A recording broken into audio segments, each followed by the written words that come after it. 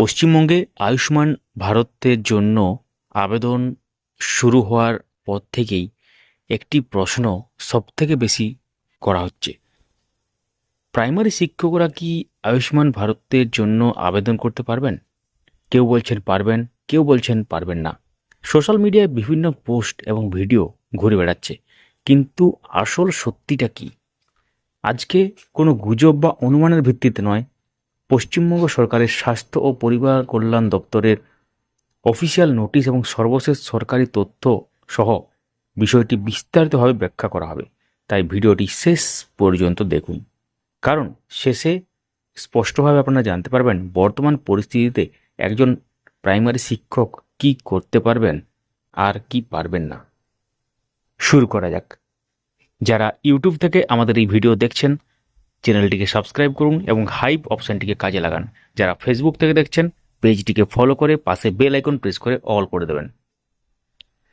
তাহলে প্রথমেই আমরা আসি অফিসিয়াল নোটিশে কি বলা হয়েছে। স্ক্রিনে এখন দেখতে পাচ্ছেন নোটিশটা আমরা দিয়ে দিলাম। এটি health and family welfare department, government of West বেঙ্গলের। এটা আগেই পাবলিশ হয়েছিল 6 জুন। আমরা সেদিনও ভিডিও করে আপনাদের সাথে শেয়ার করেছিলাম। এই ভিডিওটা করার উদ্দেশ্য একটাই, বিভিন্ন মেসেজ আসছে আমাদের কাছে, বিভিন্ন ভিডিওতে কমেন্টও হচ্ছে। তো এই নোটিশটি পাঠানো হয়েছে কলকাতা পুরসভা কমিশনারকে, সমস্ত জেলার ডিএমদের, সমস্ত জেলার সিএমওএইচদের। অর্থাৎ এটি প্রকল্প বাস্তবায়নের জন্য জারি হওয়া একটি গুরুত্বপূর্ণ প্রশাসনিক নির্দেশ। সবথেকে গুরুত্বপূর্ণ বিষয় যেটা নোটিশে স্পষ্টভাবে লেখা হয়েছে, government is in the process of implementation of Ayushman Bharat PMJAY in West Bengal. অর্থাৎ পশ্চিমবঙ্গে আয়ুষ্মান ভারত বাস্তবায়নের কাজ শুরু হয়ে গেছে। এটা ওই দিনের নোটিশ, ওই দিনের সাপেক্ষে কিন্তু ব্যাপারটা আপনারা ধরবেন। তো সবথেকে আরও গুরুত্বপূর্ণ যেটা ব্যাপার সেটা হচ্ছে, প্রথম ধাপে বেনিফিশিয়ারি আইডেন্টিফিকেশনের জন্য ব্যবহার করা হবে NFSA ডেটাবেস, বিশেষ করে AAY, SPHH, PHH। এগুলো রেশন কার্ডের ভাগ আপনারা জানেন, এবং এটা ছাড়াও RKSY 1, RKSY 2 আছে। তো এখানে যেটা বিশেষ করে উল্লেখ করা আছে সেটা হচ্ছে AAY, SPHH এবং PHH, এই 3 শ্রেণীর পরিবারকে সোর্স ডেটাবেস হিসেবে ধরা হচ্ছে। অর্থাৎ শুরুতেই সকল নাগরিককে নয়, NFSA ডেটাবেসে থাকা উপভোক্তার ভিত্তিতে যাচাই প্রক্রিয়া শুরু হচ্ছে।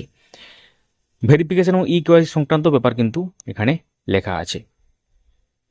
তাহলে প্রাইমারি শিক্ষকদের কি হবে? তো এবার আসি সবথেকে গুরুত্বপূর্ণ প্রশ্নে।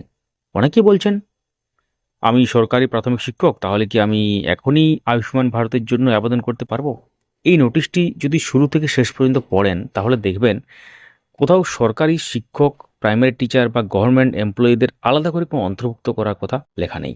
এই নোটিশের মূল উদ্দেশ্য NFSA ডেটাবেসে থাকা যোগ্য বেনিফিশিয়ারিদের ভেরিফিকেশন এবং EKYC সম্পন্ন করা, অর্থাৎ AAY, SPHH এবং PHHদের। অর্থাৎ এই নোটিশের ভিত্তিতে শুধুমাত্র সরকারি শিক্ষক হওয়ার কারণে আবেদন করার সুযোগ রয়েছে এমন সিদ্ধান্তে পৌঁছানো যাবে না। তাহলে বর্তমান নিয়ম অনুযায়ী শিক্ষকদের অবস্থা কি? বর্তমানে পশ্চিমবঙ্গে সরকারি কর্মচারীদের জন্য ওয়েস্ট বেঙ্গল হেলথ স্কিম বা WBHS রয়েছে, কিন্তু WBHS বা West Bengal health scheme primary শিক্ষকদের জন্য কিন্তু ওয়েস্ট বেঙ্গলে নেই। অর্থাৎ প্রাইমারি শিক্ষকরা এটার আওতায় কিন্তু পড়ছেন না। আপনারা ইতিমধ্যে অবগত থাকবেন, অনেকে স্বাস্থ্যসাথী ছিল এবং তাদের ক্ষেত্রে যারা কনসেন্ট দিয়েছিলেন যে আছে, তাদের ক্ষেত্রে 500 টাকা করে মেডিকেল অ্যালাউন্স কাটা হয় বা হচ্ছে।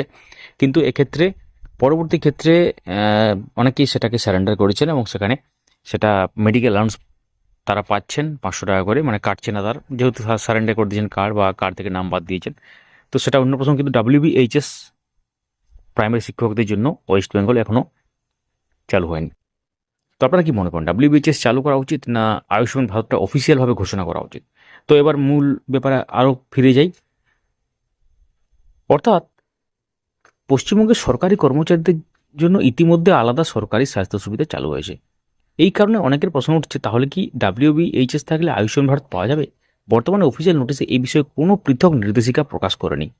তাহলে 8ই জুন বড় আপডেট যেটা হয়েছিল, এবং সেক্ষেত্রে ন্যাশনাল হেলথ অথরিটি এবং এর মধ্যে যেটা MOU স্বাক্ষরিত হয়েছে, এর ফলে পশ্চিমবঙ্গ আনুষ্ঠানিকভাবে আয়ুষ্মান ভারত PMJAY প্রকল্পে যুক্ত হয়েছে। সরকার জানিয়েছে 1.43 কোটি পরিবার ধাপে ধাপে এই প্রকল্পের আওতায় আসবেন। এছাড়াও নির্ধারিত যোগ্যতার ভিত্তিতে প্রবীণ নাগরিক সহ অন্যান্য উপভোক্তারাও এই সুবিধা পাবেন। তাহলে একজন প্রাথমিক শিক্ষক এখন কি করবেন? বর্তমান তথ্য অনুযায়ী যদি কোনো সরকারি প্রাথমিক শিক্ষক বা তার পরিবার এনএফএস এর যোগ্য বেনিফিশিয়ারি হিসেবে তালিকাভুক্ত থাকেন, বা এক্ষেত্রে আরকেএসওয়াই 1 এবং আরকেএসওয়াই 2 বাদ দিয়ে যে কার্ডগুলো হয়, অর্থাৎ এএওয়াই, এসপিএইচএইচ, পিএইচএইচ, তাহলে তিনি প্রকল্পের আওতায় আসতে পারেন, কিন্তু ওইভাবে আলাদা করে বলা নেই। এবার যদি আপনি অ্যাপ্লাই করেন সেটা আপনার নিজের দায়িত্ব করবেন, আমরা সেটার জন্য দায়ী থাকবো না। কিন্তু এক্ষেত্রে শুধুমাত্র সরকারি শিক্ষক হওয়ার কারণে সবাই আবেদন করতে পারবেন এমন কোথাও অফিসিয়াল নির্দেশে প্রকাশ হয়নি। সুতরাং সোশ্যাল মিডিয়ায় ছড়িয়ে পড়া বিভিন্ন দাবি থেকে বিভ্রান্ত হবেন না। সরকার যদি ভবিষ্যতে সরকারি কর্মচারী বা শিক্ষকদের জন্য পৃথক নির্দেশিকা প্রদান করে, তো সেখানে অবশ্যই আপনারা জানতে পারবেন। তো আজকের ভিডিও থেকে 3টি বিষয় পরিষ্কার। প্রথমত, পশ্চিমবঙ্গে আয়ুষ্মান ভারত বাস্তবায়নের প্রশাসনিক কাজ শুরু করেছে। দ্বিতীয়ত, প্রথম ধাপে এনএফএসএ ডেটাবেসের ভিত্তিতে ভেরিফিকেশন এবং ইকেওয়াইসি চলছে। তৃতীয়ত, বর্তমানে অফিসিয়াল নোটিশে সরকারি প্রাথমিক শিক্ষকদের জন্য আলাদা আবেদন বা স্বয়ংক্রিয় অন্তর্ভুক্তির কোনো ঘোষণা নেই।